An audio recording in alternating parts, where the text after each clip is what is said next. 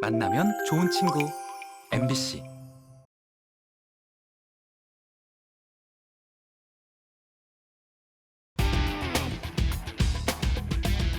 숫자 뒤에 감춰진 비밀을 찾아라 예산 추적 프로젝트 빅벙커에 오신 여러분 환영합니다. 자, 오늘 함께 하실 분들 소개해드리겠습니다. 꼼꼼한 예산 전문가 오지영 박사 나오셨습니다. 안녕하세요. 안녕하세요. 네. 자, 특별 예산감 시연 두 분 또 오늘도 소개해드리면서 출발합니다. 두 분 모두 시민과 함께하는 분들입니다. 시민을 대표해서 목소리를 내고 또 행동하는 장지혁 대구 시민단체 연대회의 운영위원장 나오셨습니다. 안녕하세요. 네, 안녕하십니까. 네, 오랜만입니다. 자, 그리고 천영일 기자 안녕하세요. 네, 안녕하십니까. 자, 인사 다 나눴고요. 먼저 오늘의 예산부터 확인해 볼까요? 오늘의 예산을 공개합니다.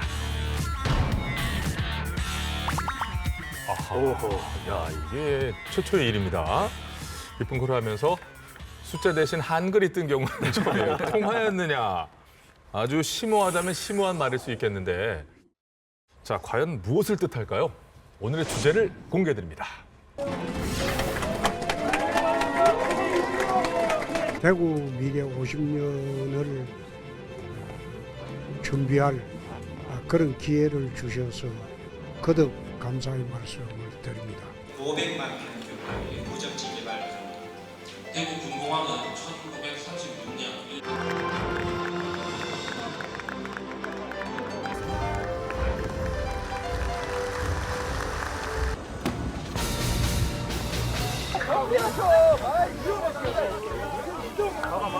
불법 도로 증거를 방조한 거죠. 대구 경찰청장의 책임을 묻겠습니다. 집회 시위 결국 시위하는 공중교 시간 규탄한다. 시원시원하던데요? 아, 시원시원하다. 네, 네. 그럼 혹시 뭐 그러면 기억에 나는 정책 같은 게 있으신가요? 요번에 그 신공항 이제 추진했지 않습니까? 네, 네. 그거 된 것만 해도 잘 했다고 생각합니다. 네. 그럼 뭐 혹시 뭐 조금 이런 건 아쉽다 이런 부분도 있으세요? 소통 부분은 좀 아쉬운 것 같아요. 소통에. 예. 그 이야기만 많이 하시고 조금 듣는 부분은 좀 약하신 것 같아요. 그래도 전체적으로는 아주 만족하고 있습니다. 예. 홍준표 시장 어떻게 잘하고 있다고 보시나요? 물론 홍준표 시장 뭐 한번 비도 안 하대요. 대구 삽니까? 대구 살아요? 안 살죠? 대구 시장이잖아요. 그걸 대구 시장인데 대구 사십니까? 서울 사시나? 잘 안 보이던데. 지역이 지역이다 보니까 아무래도 기존에 하시던 것들이 대구에 좀 잘 맞는 게 있는 것 같긴 해요. 근데 이제 또 반면에 대구에서 소수 의견들이 많이 받아들여지지 않을 수도 있다는 생각이 좀 들기도 하고요. 그래서 특히 이제 뭐 최근에 저기 시청 옮기는 거 관해서 이제 그런 문제들 같은 경우도 또 시의회랑 조금 더 조율을 잘할 수 있지 않나라는 그런 고민이 조금 있습니다. 네, 대구 시민 여러분들 이제 인터뷰 시원시원합니다. 그죠? 잘 봤고요. 지난 7월 10일로 민선 8기가 시작되고 1주년을 이제 맞이를 했습니다. 그간에 대구 경북 통합 신공항 건설 추진이라든지 군위군의 대구 편입이라든지 또 대표적으로 대구시 채무를 갚기 위한 그런 노력 등등 그야말로 파워풀하게 진행을 해서 긍정적인 평가를 받는 정책들도 많이 있습니다. 그러나 잘했다, 시원하다라는 평가 뒤에 그 아까 웃으면서 하신 얘기, 소통이 좀 부족한 것 같다 이런 얘기가 꼭 따라 붙어요. 자, 빅벙커는 오늘 바로 이 소통에 초점을 좀 맞춰 보려고 합니다. 그래서 예산 숫자 대신에 우리가 통하였느냐라는 질문 던지면서 오늘의 시간을 시작하게 된 것 같은데요. 자, 홍준표 시장의 시정 1년 숫자로 볼 때 통하였습니까? 네, 한번 알아볼까요? 대구시가 민선 8기 1주년을 맞아서 대시민 여론조사를 네. 실시했는데요. 시정 운영 전반적인 평가에 대해서 대구 시민 1,000명이 답을 했습니다. 응답자의 56.8%가 잘하고 있다라고 답을 했고 네. 이에 반면 잘못한다라고 답한 부정적인 평가는 38.9%가 나왔는데요. 대구시가 시정 100일에도 여론조사를 실시했습니다. 네네. 그 당시 긍정평가는 56.8%, 부정적평가는 18.7%가 나왔거든요. 네. 그럼 결과적으로 현재 부정적인 평가가 20% 정도는 증가했다고 볼 수가 있는 거죠. 아마도 그런 부정적인 평가 속에는 그 빠른 추진력 속에 묻히고만 어떤 그 시민과의 소통 문제, 소통의 부재도 한몫을 하고 있을 것이다라는 생각을 하게 되는데요. 홍준표 시장의 시정 1년, 대구시 의원과 지역구 위원장 또 시민단체들의 평가를 들어봤습니다. 홍준표 시장께서 취임 한 1년 정도에 그 시장 공약 4년 동안 공약을 한 80~90% 해내왔다. 이렇게 말씀하는 거를 제가 언론을 통해서 들었거든요. 취수원 이전은 지난 30년간 정말 지난한 문제였어요. 그런데 그게 작년 2022년도에 국무총리, 경북도지사, 대구시장, 환경부 장관, 그리고 당사자인 구미시장까지 해가지고 합의를 해놓았는데 어느 날 갑자기 이게 해평 취수원 가는 거 원점으로 돌리고 퇴적층의 중금속 오염이 있다는 안동댐물을 갖고 오겠다. 이런 말씀을 하고 있거든요. 이것 또한 제가 이해할 수 없는 부분이고, 두 번째가 또 신청사 이전은 우리가 당시에 기억하시겠지만 시민들이 공론화위원회를 만들어가지고 시민들이 달서구에 두류 정수장 부지로 가자고 결정을 해놓았는데 이분께서 뭐 그 정수장 부지 돈이 없으니까 정수장 부지를 매각 반틈 이상을 해야 된다고 처음에 이래가지고 사실상 백지화했는 거랑 마찬가지거든요. 이런 사례라든지 또 여러 가지 뭐 대구시 재산을 매각해서 빚을 갚겠다 하는데 3년 이후에 시장을 재선하겠다 하면 그분은 진정성을 믿겠는데 3년 이후에 대구를 떠날 사람처럼 행동을 하셔서 참 우려가 됩니다. 도시철도망 계획이 21년도에 재검토 과정에서 트램을 그 안을 제출하고 또 국토부에 확정까지 돼서 관보에 고시까지 되었던 그런 상황입니다. 홍 시장님께서 취임하시자마자 기존의 이 순환선에 확정된 기존 차량 종하고 기종하고 노선을 전면 재검토하겠다고 그렇게 시작이 된 것입니다. 제가 왜 그렇게 변경을 해야 되는지에 대한 문제 제기를 했더니 시장님께서는 기존의 기종인 트램은 구시대 유물이다. 이런 제가 보기에는 조금 납득할 수 없는 그런 이유로 변경을 한 것 같습니다. 기종도 물론 기종입니다만은 그 노선 문제는 우리 대구의 8개 구군 중에 유일하게 중심을 가로지르지 않은 곳이 서구입니다. 그래서 서구민들에게는 이 도시철도에 대한 여러 가지 아쉬운 부분들을 많이 토로하고 있는 상황입니다. 꼭 기존의 노선은 지켜져야 된다. 저는 그렇게 생각을 하고 있습니다. 사실 행정이라는 부분들은 우리가 사회적 갈등을 좀 조정하고, 그리고 일상적으로도 뭐 전문가 집단이든 시민사회든 또 아니면 뭐 각종의 어떤 이익단체들이 그 업종별로 다 있지 않습니까? 그런 부분에 대해서 이 갈등이 일상적으로 일어나는 것이 우리가 또 민주주의고 그럴 수가 있어요. 근데 정말 시정이 탄탄하다 하는 부분들은 이런 갈등을 어떻게 조정하고 또 합리적으로 어떻게 해결해 나가는 방법을 모색하고 또 시민들을 거기에 참여시키고 이런 과정들이 계속해서 축축되면서 그 전체 대구 사회가 어떤 공동체성이라든지 또 나가야 될 방향이라든지 이런 것들을 비전을 서로 공유하고 할 수 있는 거거든요. 근데 지금은 그냥 내 맘 따라 하는 분위기고 50년 대구 울기라고 얘기를 하면서 그러면 뭐 5년 단위의 어떤 세부적인 계획이 있든지 그냥 50년 대구 울기인데 남은 따라도 된다고 하면서 나머지 사람들은 전부 다 배척해내는 배제시키는 이런 부분으로 해서는 뭐 3년간 뭔가 나아지기는커녕 제가 봤을 때는 갈등만 계속해서 증폭되고 할 것 같아요. 파워풀 대구라고 홍준표 시장이 가장 먼저 이제 슬로건을 바꿨어요. 저는 이제 그 컬러풀 대구였잖아요. 네. 파워풀 느낌은 비슷하지만 좀 많이 다른 얘기인데, 근데 그간 정책들을 보면 파워풀하긴 했어요. 그런 면에서.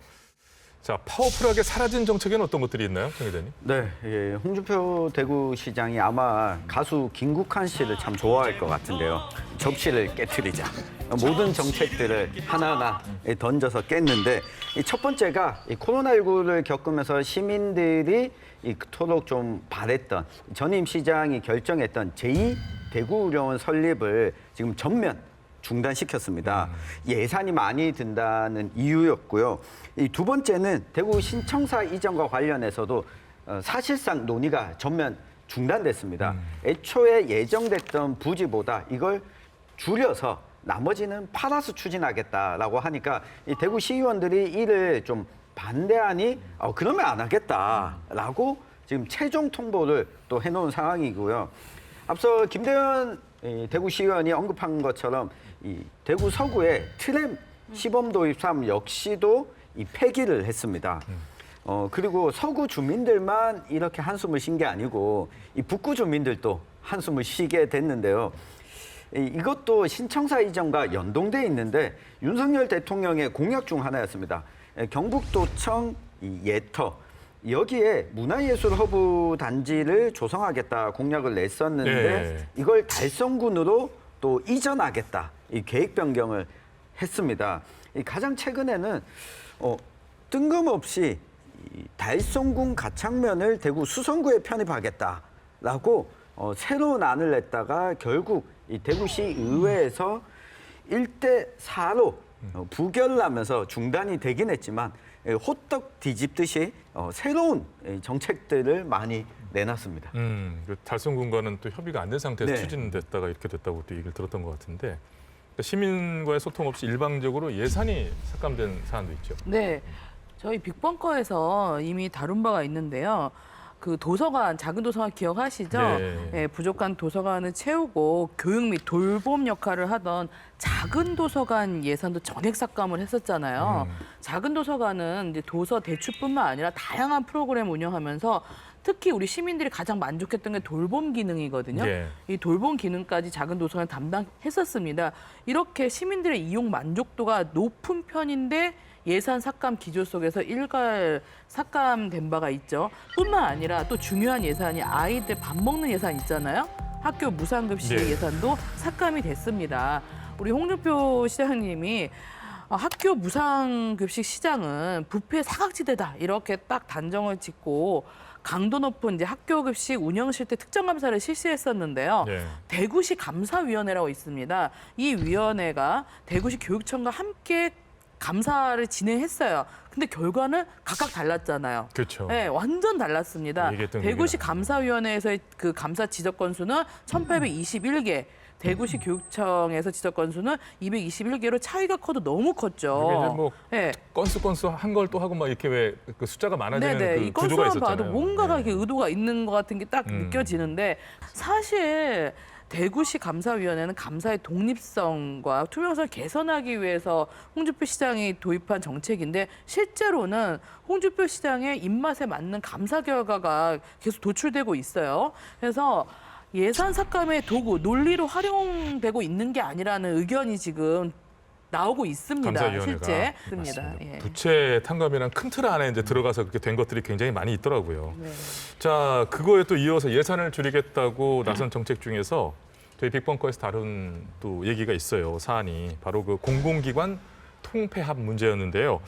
어떤 문화예술 분야에도 예산을 줄이고 또 효율적으로 좀 운영을 해보겠다라고 하면서 대구 문화예술진흥원으로 통합을 했었는데 요거 기억나시죠? 네. 네. 예산 삭감의 그 기조에서 첫 번째가 복지인 것 같고 두 번째는 문화 쪽인 것 같아요. 지금 보니까 당시에도 예산을 줄이고 효율적으로 운영하겠다고 대구시 산하에서 나름 독립적으로 운영되던 문화재단과 기관들을 통합해 대구문화예술진흥원이라고 하나의 컨트롤 타워를 네. 주면서 예산과 인력에도 좀 칼을 댔습니다. 그런데 결과적으로 행정 예산은 늘어난 반면 기초 예술 분야 사업 예산은 대거 삭감이 되고 예산 절감을 이유로 대구의 첫 청년 예술가 창작 공간 아시죠? 레지던스 가창 창작 스튜디오 문을 닫게 됐잖아요. 예, 요거 저희들이 또 얘기를 했었던 기억이 나요. 문화예술 분야뿐만 아니라 복지 분야도 또 이런 사례가 있답니다. 네, 역시나 이 부채 탕감 기조가 작용을 했는데요. 이 대구 사회서비스원과 평생학습진흥원 그리고 청소년지원재단, 여성가족재단을 통합해서 대구 행복진흥 사회서비스원 이름을 한 번 듣고 기억하시는 분 잘 없더라고요.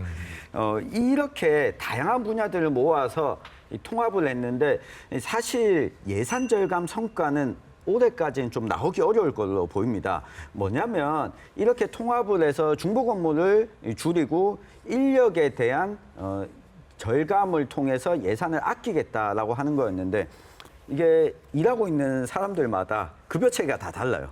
근데 보통 직장에서 낮은 급여 체계와 높은 급여 체계가 있으면 높은 사람을 낮추기가 어렵잖아요. 그렇죠. 그러니까 아직까지 이것도 결론이 나지 않았거든요.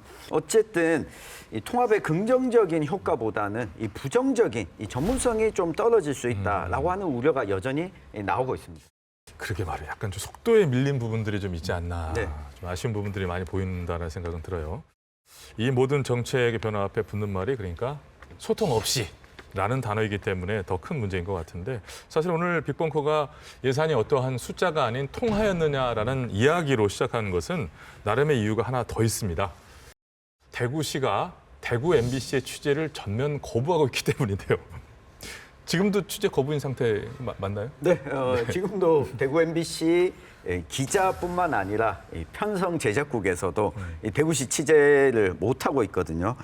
지난 4월 30일에 대구 MBC의 시사톡톡이라고 하는 프로그램에서 이 대구 경북 신공항과 관련해서 우려점에 대한 내용을 다뤘는데 이걸 놓고 악의에 찬 편파 왜곡 보도를 한다면서 이 대구 MBC 취재 거부를 선언했습니다. 그러면서 대구시청에 대한 출입 자체도 막아섰고요. 또 대구 MBC 기자에게 할당되어 있었던 자리와 이걸 다 뺐습니다. 네. 그리고 명예훼손으로 대구 MBC 보도국장과 이 진행자, 담당 기자를 또 고소하기도 했고요. 홍준표 시장은 페이스북에서 취재 자유가 있으면 취재 거부의 자유도 있다라는 메시지를 남기기도 했는데 이게 뭐 대구 MBC에서 제작하는 문화 소개 프로그램도 있어요. 그런데 대구시에서 운영하는 행사장에 대한 취재 자체도 문화 프로그램도 취재 거부를 당하고 있는 실정이고요. 지금 우리가 녹화하고 있는 빅벙커 역시 프로그램을 준비하면서 다 취재 거부당했습니다. 언론사가 시의 정책을 비판했다는 이유로 취재를 거부하고 또 명예훼손을 고소까지 하는 이 대구시의 대응에 대해서 어떻게 보고 계십니까? 보통 지방자치단체가 이렇게 취재 거부하는 관행들이 보통 어디 경북 도지역이나 군지역에서 가끔 일어나는 일이었어요. 대구시에서 보기 힘든 일이었거든요.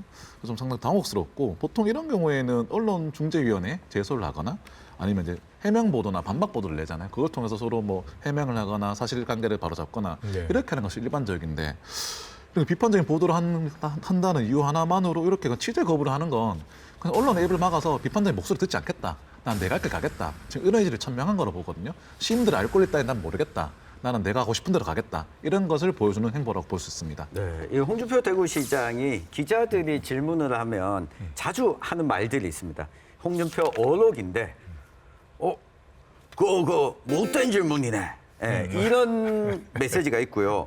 그리고 본인에게 조금 이 불편한 질문이 있으면 그 질문은 딴 데 가서 하세요. 뭐 이런 메시지를 내고 있는데 무엇이든 물어보세요. 이런 메시지를 홍준표 대구시장이 좀 앞으로는 내주길 좀 바라고 있습니다. 언론 중재 과정이 어떻게 보면 언론과의 소통 과정이잖아요. 그러면 기자들하고도 소통을 안 한다는 얘기네요?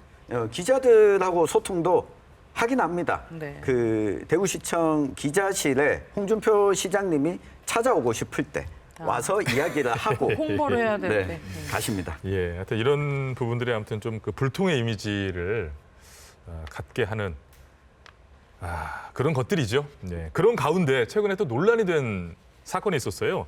대구시 공무원과 대구시 경찰이 대치하는 참 이게 보기 드문 그런 사상 초유의 사태죠. 이게 있었는데 그 축제 기억하실 겁니다. 축제 관계자의 얘기를 들어보겠습니다.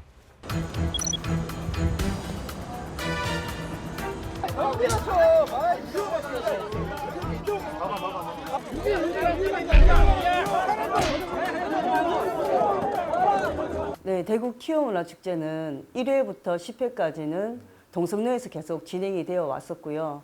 동성로에서 진행을 하다 보니까 반대하는 단체들이 워낙 폭력적으로 방해를 시작하고 또 행사 규모도 커지면서 저희가 안정된 공간 확보하기 위해서 대중교통 전용지구로 옮기게 되었거든요.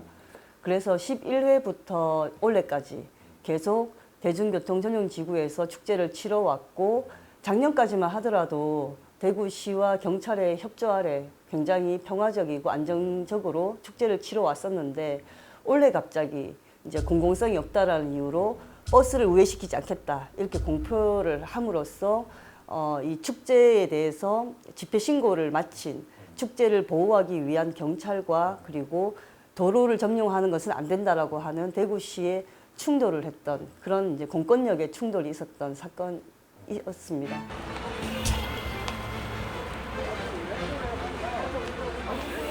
공무원 여러분,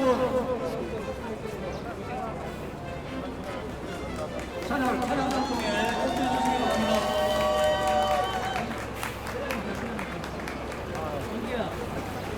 아침에 경찰이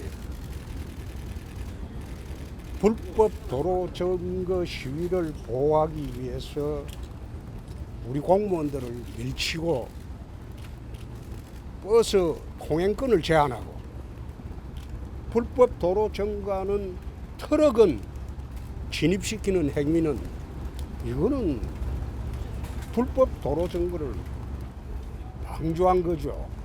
대구경찰청장의 책임을 묻겠습니다. 몇 분 설득을 해도 거꾸로 나한테 집회방해죄로 입건할 수 있다. 내가 대한민국 검사를 한 사람이야. 어떻게 대구경찰청장보다 내 형법을 모르겠어요? 집회 시위를 하더라도 타인의 새로운 법익은 침해해서는 안 됩니다. 교통방해해서도 안 되고 문재인 시대의 경찰이라면 그래 했을 거예요. 그런 불법 집회가 난무하는 시대가 끝났다 이 말이야. 수고했어요. 다친 사람 있어. 그래. 오늘 들어가 쉬어요. 이제 모든 것의 사태 책임은 대구경찰청장이 져야 돼. 우리가 이제 책임이 없다. 우리는 시민들에 대한 공무원들의 의무로 이 시간부터 다 했어. 됐습니다. 네, 지난 6월 17일 대구 키오문화축제 퍼레이드가 예정되었던 대중교통 전용지구에 행정 대집행이라는 명목으로 국가폭력이 저질러졌다라고 저희는 보고 있고요. 수천 명의 시민이 있는 행사장에 버스를 우회시키지 않겠다고 안전을 위협을 했고요. 그리고 행정 대집행으로 실제 축제 준비 시간이 늦춰지게 됐어요. 그래서 또 심각한 것은 마치 대구 키오문화축제가 불법이고 문제가 있는 축제로 낙인을 찍어서 상당한 명예를 훼손하고 대다수의 참가하는 시민들의 명예에 상처를 주었다는 것이죠. 그래서 그동안 축제를 반대하고 이렇게 혐오를 앞세워서 일부 기독교 단체에서 반대를 했던 그런 혐오 세력들에게 키오문화 축제에 대해서는 반대를 해도 된다, 혐오를 해도 된다라는 그런 메시지를 주는 굉장히 안 좋은 사례였습니다. 그래서 오히려 대구 시민을 보호하고 안전을 도모해야 되고 어떤 갈등이 있다면 봉합을 해야 될 어떤 그런 지방 정부에서 오히려 그런 책임과 의무를 다하지 않고 사회 갈등을 일으킴으로 인해서 고난을 남용했다.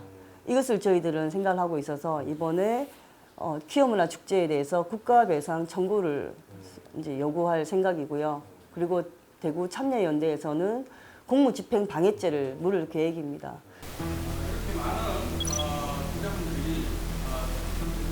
축제를 한 해 한 해 치러오면서 그동안 조직위원회는 국가기관보다 축제에 대해 용서받지 못할 불법 대구광역시와 홍준표 대구시장은 대구 퀴어 문화 축제에 대해 용서받지 못할 불법적 반인권적 폭력 행위는 반드시 책임을 져야 합니다.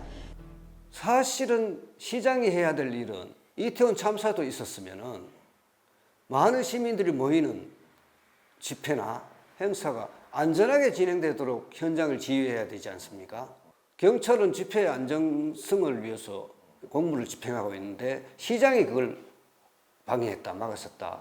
이것은 사상 유례없는 충격적인 사건이고, 그래서 저희들은 경찰의 공무 집행을 방해했다. 이것은 저희는 분명하다고 판단하고 있고, 공무원이 수백 명이 주말에 동원돼 가지고 경찰의 공무 집행하고 격돌하는 그 양상은 본인은 왕이고 공무원들은 신하고 시민들은 백성이고 이 왕조 시대적 사고에 젖어 있다고 생각이 드는 게 자기 비판하는 기사 쓴다고 언론사 그 구독 중단, 취재 거부했죠.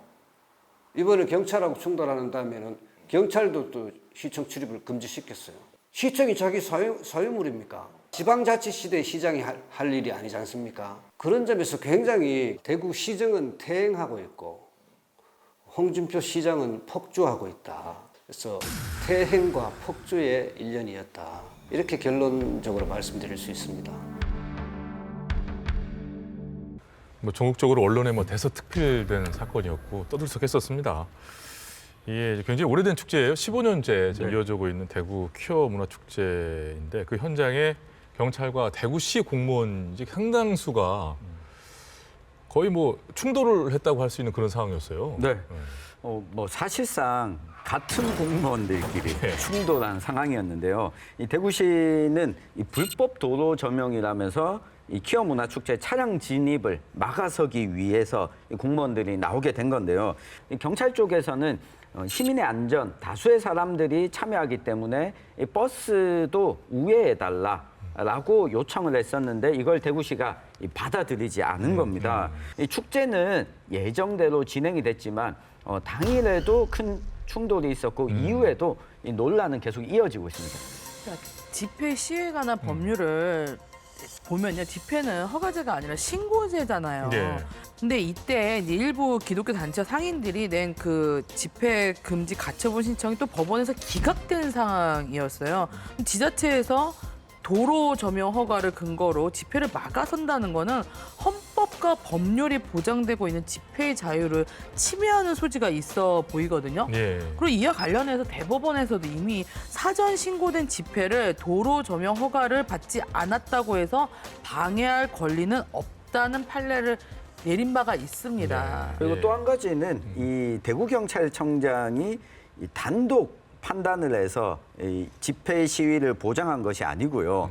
이 경찰청장 본청과 이 논의를 통해서 거기 집회가 정상적으로 열 수 있도록 길을 터줘라라고 했기 때문에 대구 자체적으로 판단한 게 아니라 정부에서도 이렇게 판단했다고 볼 수 있습니다. 여기저기 지자체에서 다 이렇게 했었으니까요. 그러니까요. 축제에 관련돼서. 그나저나 그 더운 날 공무원 수백 명 그분들은 또 뭐 사실 이렇게 달갑지는 않았을 거예요.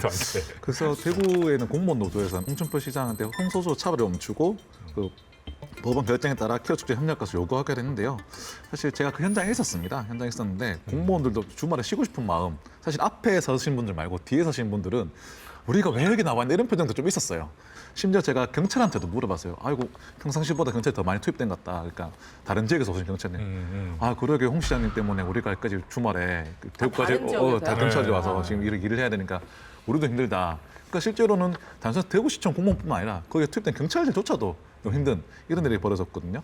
근데 가만히 보면 지금 대구시가 이렇게 하는데 홍준표 시장이 워낙 독선적이잖아요. 그리고 자기 마음대로 하는 스타일이고. 근데 여기 좀 브레이크를 공무원 잘 못 거는 것 같아요. 너무 눈치가 보이니까. 자기가 불이익을 당하지 않을까, 인사권에서 어떻게 자천당하지 않을까 이렇다 보니까 그러니까 홍준표 시장이 너무 막 나가는 느낌. 그래도 공무원도 계속 몸을 사리는 느낌.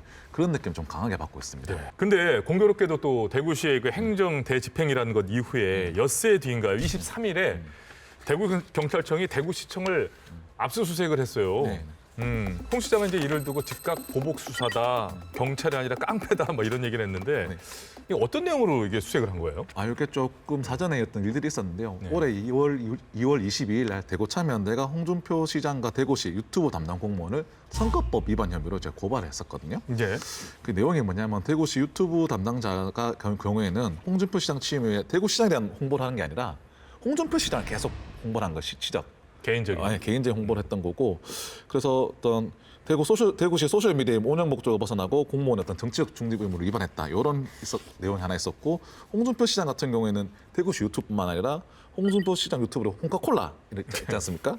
여기서도 계속 자기 시정 홍보, 이렇게 계속 업적 홍보를 하니까 이것은 공직선거법 위반 혐의가 있다. 그래서 고발을 했는데 문제는 이제 경찰이 이거를 계속 6월달에 고발했다고 했지 않습니까? 6월달에 고발했는데 이걸 한 6월 9일쯤에 법원 압수수색 영장 신청했고 그리고 6월 16일 날 영장이 발부됐거든요. 근데 아까 말했던 그 공무원하고 그 경찰의 충돌은 6월 17일에 있었습니다. 이미 사건이 있기 전에 다 절차가 완료된 건데 홍준표 시장이 스스로 아까 영상에 봤더니 보복 수사라 말했던 법을 잘 아시는 분이 이미 나와 있는 결론을 가지고 뒤에 집행을 한 것뿐인데 이렇게 우기는 건 좀 곤란하다 이런 생각이 좀 들었습니다. 그러니까 최종 영장 발부된 게 16일이고 네. 문화축제의 충돌은 17일에 있었기 때문에 이것 때문에 뭐 이렇게 준비를 해갖고 했다는 건 좀 사실과 맞지 않네요, 시점이. 네, 좀 더 덧붙이자면 이게 공직선거법 제86조 5항을 보면 이 지자체의 사업 계획이나 뭐 추진 실적, 그다음에 뭐 활동 내용들을 알리기 위한 홍보문은 분기별로 한 해만 올릴 수 있도록 규정을 하고 있는데요. 있구나, 이게 그게. 대구시 공식 유튜브 채널에 너무 많이 올라와 있었거든요. 게다가 뭐 대구시정이 그랬더라면 이 부분은 좀 논란 없이 넘어갈 수도 있었는데 홍 시장의 개인적인 이미지와 내용들이 너무 많이 부각이 되어 있었고요. 그리고 때때로는 홍카콜라 TV에 올라온 내용이 대구시정 유튜브 채널보다 먼저 업로드된 경우도 있어서 이 부분은 선거법 위반 소지가 있다고 판단했는지 대구시에서도 일단 해당 영상들은 삭제를 다 했습니다. 아무튼 그렇게 해서 압수수색에 들어갔는데 대구시는 어떻게 대응을 했어요? 네, 대구시는 야 이제 경찰도 들어오지 마. 대구시청에 출입하던 업무 협력을 하던 대구경찰청 소속의 경찰 공무원들도 출입하지 못하도록 명령을 내렸습니다. 방송사도 안 되고 이제 경찰도 안 되고 대구시청에 들어갈 수 있는 사람들이 점점 줄어들 것 같은데요. 대구시 공무원들도 홍 시장의 의견을 SNS를 통해서 본다 이런 얘기가 있을 정도인데 SNS 내용만 보게 되면 몸은 대구에 있는데 이 마음은 서울에 있는 거 아니냐. 기존의 이 청구 인원수가 이 다른 시도와 비교했을 때 너무 적다. 이 1,200명 기준을 그동안 사례에 비춰보면 실제로는 한 2,500명 이상의 서명을 받아가야 돼요. 사실은 거의 하지 말라는 이런 말에 가깝죠. 아니 인권위원회 폐지는 이거 무슨 얘기예요? 네, 정확한 명칭은 인권보장 및 증진을 위한 위원회인데요. 17개 광역시도 중에서 대구시가 홍준표 대구시장 취임 이후에 유일하게 폐지했습니다.